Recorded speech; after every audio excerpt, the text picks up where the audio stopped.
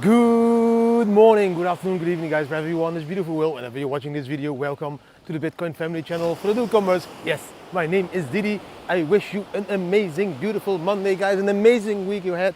Bitcoin is at the moment at 42,500-ish dollars or something, but who gives a fuck, because we all know that the halving is upcoming, a shitload of liquidity is coming into Bitcoin, we are going to go into a bull run, so what does this short-term price volatility matter guys? Today again guys, 4 amazing Bitcoin charts, yes, a trading tip, a travel tip, of course some live advice, and of course talking about the news. The news, very interesting today, because we know now how much the cost of mining will be after the halving. That's a very, very interesting price level, so watch the video till the end if you want to know what the next level of support will be after we go into that beautiful bull run guys. Now, let's quickly jump into the first part of the video, the charts of course, to see what they have to say today. Bam! The first chart for today guys is this weekly chart. This is a weekly chart. And this is a weekly chart with normal candles. This is not Heikin Ashy candles, this is normal candles. If you want to know the difference, I just posted a beautiful article about that in the VIP group of the Bitcoin family guys. But that weekly chart is showing a shooting star. It is not a perfect shooting star because it has a pretty big red body to be a shooting star, but it does look like a shooting star because we have a huge wick at the top. And these shooting stars are not positive in Bitcoin. I will show you another chart after this that will show you what happened at the last couple of shooting stars guys. This is mostly a sign of a reversal of the market. And you can say now, yes, but we already dropped 20% from 49k to 41k. Yes, that is right. But a shooting star mostly takes a couple of weeks, which could mean that we, yes, go to that green line, that 38k level that I have there already for months on the chart, because that's the resistance that we have been fighting for a very long time. If you can see the left, that line was very important, and that is also the line that will be the support if we would drop. So that shooting star could be an indication that we will drop indeed to the 38k level that everybody wants to see. But it not always happens, because if a shitload of liquidity comes into the market, then yes, of course, could also pump up in price guys. Let's quickly jump into the next few charts to show you exactly what I mean. This is the first one. Look, on this chart, we can see indeed on the top there of the Bybit part, that is a shooting star forming on the weekly. We can now look to the bottom on the left. We can see that there also was a shooting star. And what happened after the shooting star, we first went up with 2-3 candles. So there was a couple of weeks bullish movements before we went down. Now that second example on the right bottom, also shooting star. After that shooting star, we went up, up. You can see that clearly. We went up for a couple of weeks, bam, then we went down. So now we again see the shooting star, which means we could go up for a couple of weeks, again try to break at 50k before we turn back into those 40k, maybe 38k levels. So be prepared that move could happen because of that shooting star. Let's jump into the next chart. The next chart is the RSI chart. You can see in a very simple way that we are not topping out yet. You know, on the left part of the chart, you can see those green hills on the bottom. That is when the RSI starts to top out. Then is also when the bull market top is in. We are not even crossing the top dotted line yet. There is a lot of upward potential possible for the next 2 years, guys. So don't be fooled by all the news and all the FUD that you see and read around you. We will go up after the halving and create a new bull market top probably in 2025. So give it time, zoom out. That is also what you see on this rainbow chart. It's very simple. You can see that we are just before the halving, around 90 days. Now, if we do what we normally do, we would go with that price after the blue halving line into that orange-red area. And on this rainbow chart, that orange area is now between 145k and 186k. The light orange is between 113 and 145k. I believe that we minimally go to that light orange part between 130,000 and 145,000. If we repeat history, we could even go into the dark orange part, 180 to not even 240k. But if you look to the left on the chart, the first time we really had the dark red top, The second time, 2017, we went a little bit down below the dark red. The third time, 2021, we even didn't reach that dark red on the top. We only went to the dark orange part. So I believe that this time now, 2025, we will only reach that light orange top. Diminishing returns. That is what I believe, guys. So a very interesting chart, but still, I would be very happy with a price of 121,000 US dollar per Bitcoin. Then we have this chart. This chart is showing you that yes, the halving is happening in 90 days. Of course, we can see how beautifully after every halving we went massively up. After the $12 point, we went up.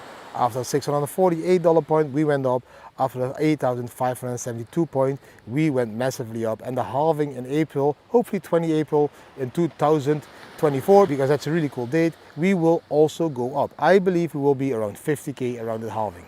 Very beautiful chart. Then we can see on the Bitcoin daily chart that the RSI is bottoming out at that orange line level. Every time when that RSI hits that line, look to the left, completely left, we can see that the Bitcoin price is pumping up again. This is a daily chart, not weekly, daily. Again, the second time over there, after 9 October, it hit that line, bam, the Bitcoin price up.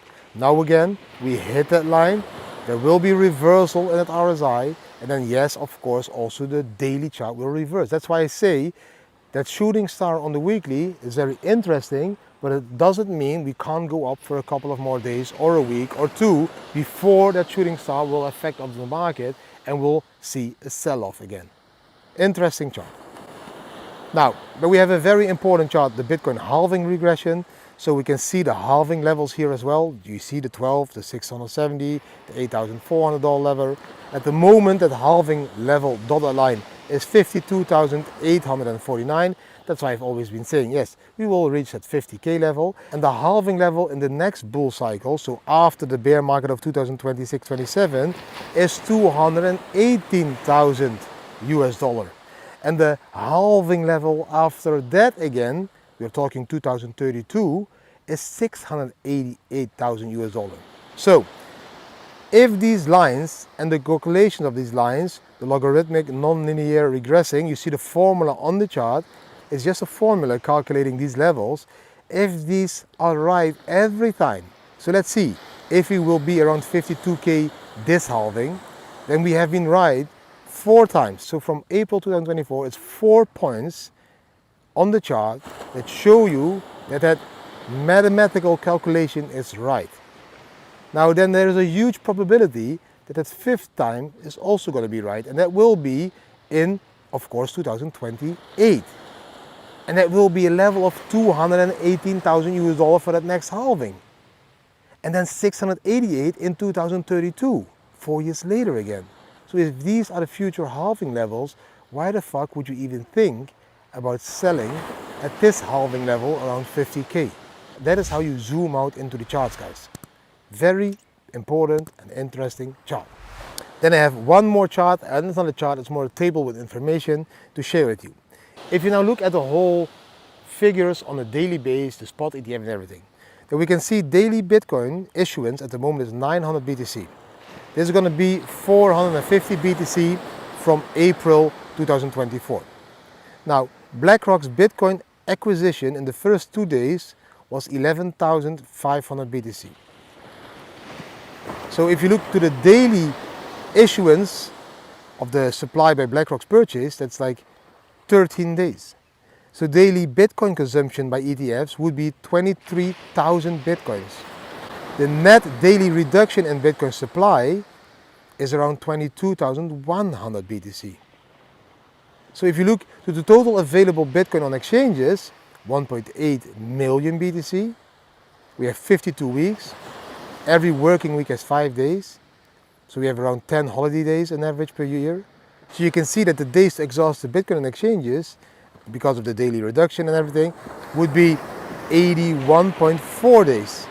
That is very interesting to see that at the moment, because of the spot ETF demand, the consumption by ETFs in total is 22,100 Bitcoins. There is only 900 Bitcoins being created every day. And from April, it's only going to be 450 Bitcoins being created every day. The supply is not enough for the demand that we are seeing because of the normal market, but also because of the spot ETF market. And when there is a supply shock, there is always a massive increase in price. And I believe that is exactly what we're going to see in the next upcoming months, a massive increase in the Bitcoin price. I hope you really enjoyed the charts. Yes, cool charts. Again, showing you where the resistance is, showing you where the support is. You know, it's very interesting to see these levels, but I will come back to that later, guys. Also, of course, always, like always, zoom out in Bitcoin. Look at that bigger picture, guys. It is not important what the daily volatility does if you're not a day trader. If you're an investor that just wants to play the long-term game, then also have those long-term emotions. Zoom out. Enjoy that beautiful volatility that you see in a daily chart, but look at the monthly chart and see that we're only going up. It's very interesting to always analyze people's emotions because they're always like, oh, we are going to go up, oh, we're going to go down. While they know it's a long-term play. The bull market top will be in 2025. Why are you stressing about the daily close or the 4-hour close? Doesn't matter. You will stay in this game till we reach near the top and we start to dollar cost average out. Very simple. Now, let's quickly jump into the trading tip. The trading tip for the day, guys, is a very important one because a lot of people ask me, Didi, when I'm in loss, should I sell my position or should I stick to my position? Now, in crypto, it's very important to understand that some you win, some you lose. It's very simple. An investor doesn't only win. But to try to optimize the winnings, you should be dollar cost averaging. So for example, you bought like a token or 10 tokens at $1. Now you invested $10 at that moment. Now that token drops to 50 cents. So you lost $5 of your investment. There's two things you can do. You can say, one, okay, I will take my $5 loss and continue and invest in another one. Or two, I really believe in the team. I really believe in the token, the utility and everything else. What do? I buy $10 extra. So you buy $10 extra at 50 cents each. So now you bought 10 tokens for $1, you bought 20 tokens for 50 cents. In total you have 30 tokens. Your investment in total was $20. So then you start to divide $20 by 30 tokens. Then you understand how much you paid per token. So then it's around 70 cents. When that token is at 50 cents, it only needs to go up to 70 cents to make profit. Because your dollar cost average, your buying level. So your buying level was $1, you brought it down to 70 cents by buying extra. And if the token drops more, you buy a little bit more to bring down your purchasing price, your average purchasing price, a little bit more down as well. And then when the token bounces, it doesn't need to bounce to $1 or 70 cents, but maybe even only to 50 cents for you being able to take profit. But you only do this when you really believe in the project, in the long-term vision, in the team, in the tokenomics and everything else. If it's a pump and dump token or a meme token, don't do that shit. Just take your loss and move on to the next part. Some you win, some you lose. That is the trading tip for today. The travel tip for the day is take your time. Please slow down. Don't travel like a lunatic through a country in 1 week. It is impossible to see Thailand in 1 week. It's even impossible to see, for example, the Netherlands in 1 week. Take your time. Plan a trip for a couple of weeks or months. If you want to discover Thailand, at least 30 days. If you just want to hang out on the islands and have the island vibe, okay, 2 weeks is enough. But if you want to see the north and the south and the middle, then a month is the minimum you need for Thailand. I think you even need a month for the Netherlands if you want to see all the beautiful provinces and all the beautiful areas in the Netherlands. So it's very important, guys, to slow down and take your time. That's the only way you will truly enjoy your trip. You won't enjoy your trip if you're going like 2 days, 2 days there, 2 days there, 1 day there, 2 days there, 1 day there, 3 days beach, finish. You will get back home even more tired. That's not how it works. Slow down and take it easy. And I know that's very difficult because you're probably running the hamster wheel with like 200 miles an hour. But now, when you come to Thailand, at least plan 30 days, slow down, get into the Thai vibe and chill.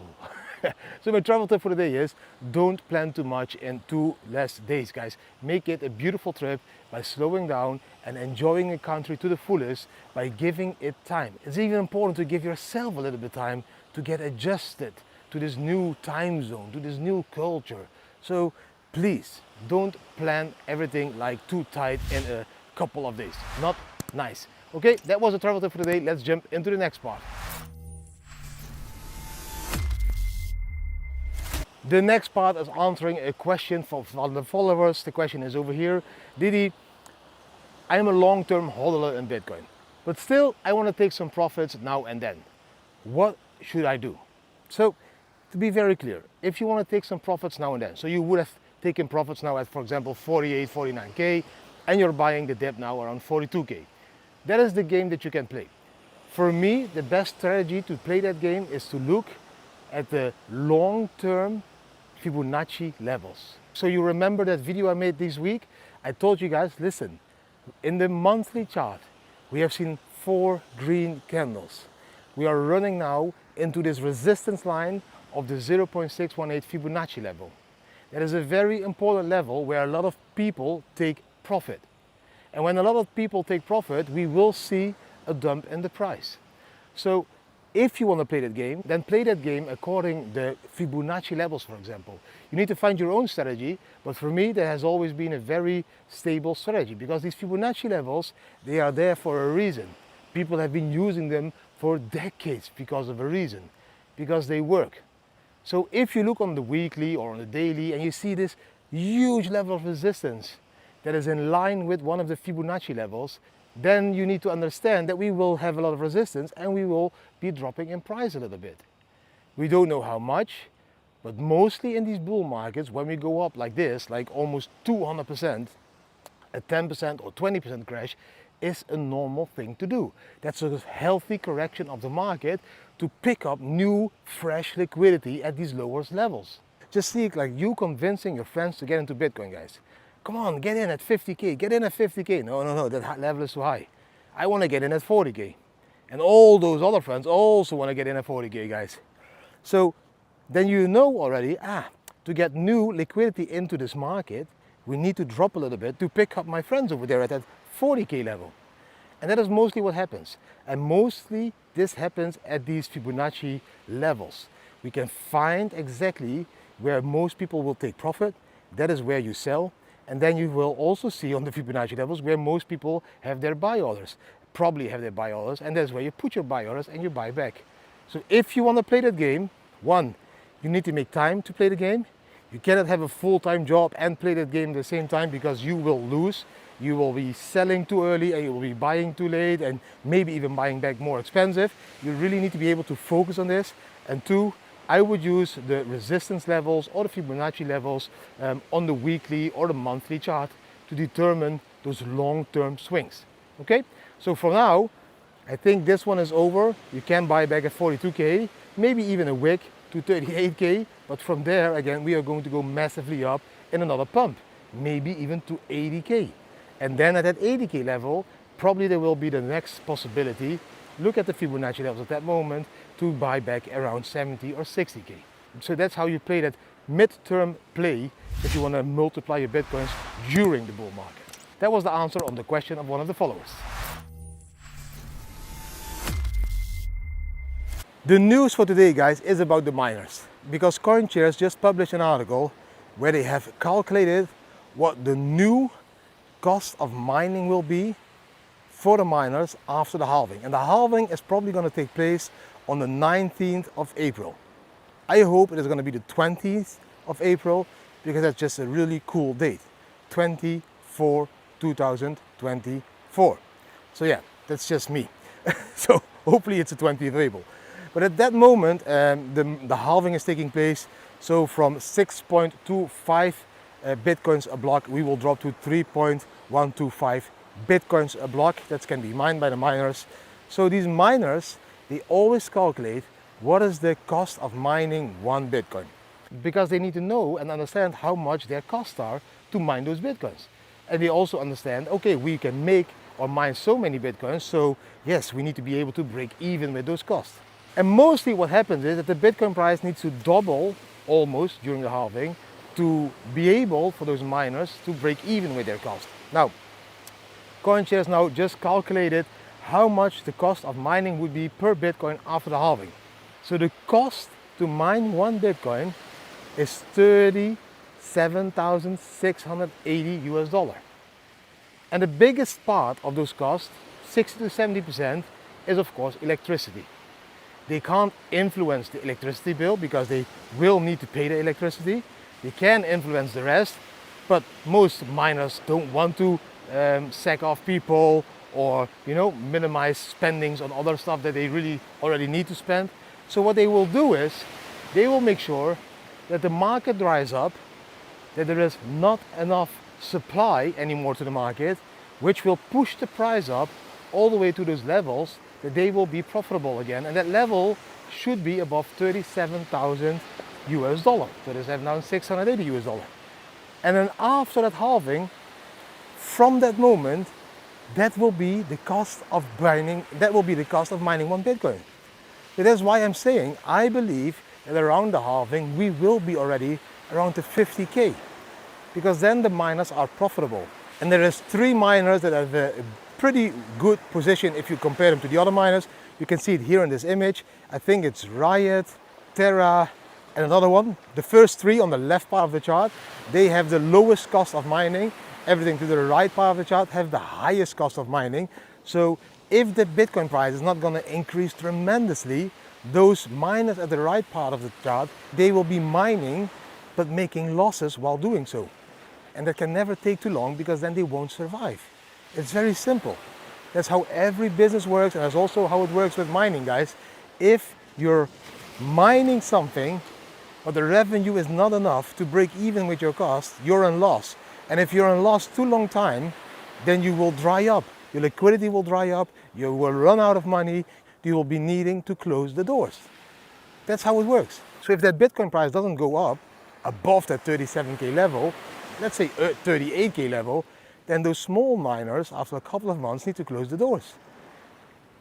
The big miners, they still have some reserves and they can eat up the reserves for some time. But also they will make sure, hey, listen community, if you are selling too much Bitcoins, we are not gonna put those Bitcoins on the market anymore. Okay, we will wait, we have reserves, we will mine a shitload of Bitcoins and we will keep them. So the supply is drying up, the demand is continuously growing, and because BlackRock and all those, they need to buy Bitcoins. And then what happens is, bam, the price goes up. And then when the price goes up to that new older mine, then the miners will come with their reserves in the Bitcoins that they mine, and they will start to dump those on the market to take their profits again. That's the game the miners play. It always has been the same, guys. So that was the news for the day. Let's jump into the last part of the video, the life lesson. The life lesson for today, guys, is a quote that has been on our website for many years. It's a quote I have been using since the beginning, that we escaped that hamster wheel, that we escaped that system. The secret of happiness is freedom. The secret of freedom is courage. And that's exactly what the most people lack. They lack courage. And you need a shitload of courage to take those steps that we, for example, took as a family. But that will exactly lead to that freedom and that happiness that everyone is searching for. So it's very important for people to understand that the secret of happiness is freedom, and the secret of freedom is courage. It's not difficult. You just need to gain the courage to change your life in a way that you want to change your life. And then when you change your life in a way that you want to change your life, that happiness will come by itself. And mostly that is because you get a certain amount of freedom in your life. Because that's what everyone is longing for. Freedom, freedom, freedom. But you need to have courage to reach that freedom state of mind. And freedom is not only in materialistic stuff, guys. Freedom is already in not needing to run that hamster wheel 24/7 anymore. You will experience a shitload of freedom between your ears because of that. It's not just having beautiful money to go on travel and to do crazy stuff. It is just being able, you, to focus on you. And you need to start focusing on yourself, but you don't have the time to do that because you're running that hamster wheel continuously. And if you want to escape that part and just take it easy, slow down in life, being able to focus on yourself, being able to really stop and think about life, what is really important to you, what is really important to your family, what are the real important values you want to give your kids. Do you really believe that you can give those values by sending those kids into schools that will brainwash them? Or do you think, nah, maybe I should spend a little bit more time with my children on the beach in Thailand to educate them about the real values of life, norms and values? All those questions need to be answered for you to get this freedom state of mind that will give you that happiness feeling that you're searching for. But that's my honest opinion, guys. I'm not a psychologist, I'm not like a doctor, I'm not anything like that. But that's just me talking out of experience in the last 7, 8 years of traveling now. Because I found out that even when I make a shitload of Bitcoins, that's not changing my state of happiness. It's changing my possibilities. Yes, I can eat in the fancy restaurant. Yes, I can pay some dinners for my friends. Yes, I can pop some bottles and share them with people. But that brings them happiness. That doesn't bring me the happiness. A little bit, of course. You know, I'm always happy when other people are happy, but the most important thing during those 8 years of traveling that I found out is that to become happy myself, I should focus a little bit more on myself. I should visualize the future that I want to see. I should manifest this. I should believe it, feel it, dream it. And that's, I think, the secret for a person to become happy. You can even fool the brain. It's very simple. Look, the moment you're really happy in life, for example, if you're walking on the beach, you hear the sound of the waves, you hear some birds, maybe that will give you that ultimate happiness feeling. But the brain does not know if that is real or not. Like my brain is now feeling this adrenaline of speaking, of the beach, of the sounds, of the boobs and butts and everything else, and I'm feeling happy, and my brain understands that, and he's like, wow, he's feeling happy like this. We are programming now that this guy feels happy when he surrounds himself in this situation. But the cool part is now, you don't need to be here to fool your brain that you have that happiness within you now. You can just visualize it. Close your eyes, pretend to hear the waves, pretend to hear those sounds, pretend to be walking next to me on the beach, pretend to see what my eyes see, all those beautiful Bitcoin beach babes and everything, and just think it and feel it. And then your brain starts to believe it, because your brain doesn't see the difference between, yeah, it's happening real, or it's fantasizing about it. And the more you start to fantasize about it and visualize about it and really try to feel that happiness of that moment that you're walking the beach, smelling the air and all that stuff, the moment you do it more and more and more, the brain starts to believe that that is your normal state of mind. And probably then the law of attraction will lead into you creating that situation in real life as well. I really believe it works like this. Just convince yourself of whatever it is that you want to achieve, and you will achieve it at the end. It will take some time, sometimes a couple of weeks, sometimes a couple of months, man, it can even take a year if you need to practice that visualizing and manifesting, but it will happen. So every time when I make a video, just close your eyes and pretend that you're walking next to me and visualize, hey, I am walking on the beach, I'm enjoying the sound of the waves, I'm enjoying the birds, I'm enjoying everything that I can see, I smell even the salt or whatever it is, or the shit of the dogs on the beach, whatever you prefer, and yes, I will be there. I will be there in the future, together with Didi, walking the beach, talking about Bitcoin, blockchain and life. That was everything for today, guys. I hope you really enjoyed today's video. If you did enjoy today's video, give it a thumbs up, share it with your friends and family, subscribe to the channel, hit the notification bell, leave a comment. What do you think about the charts? What do you think about everything else? Also about the live advice, of course. Thank you for watching. I wish you an amazing Monday, an amazing week, but probably we will see each other again tomorrow, Tuesday, on the same beach. Bam!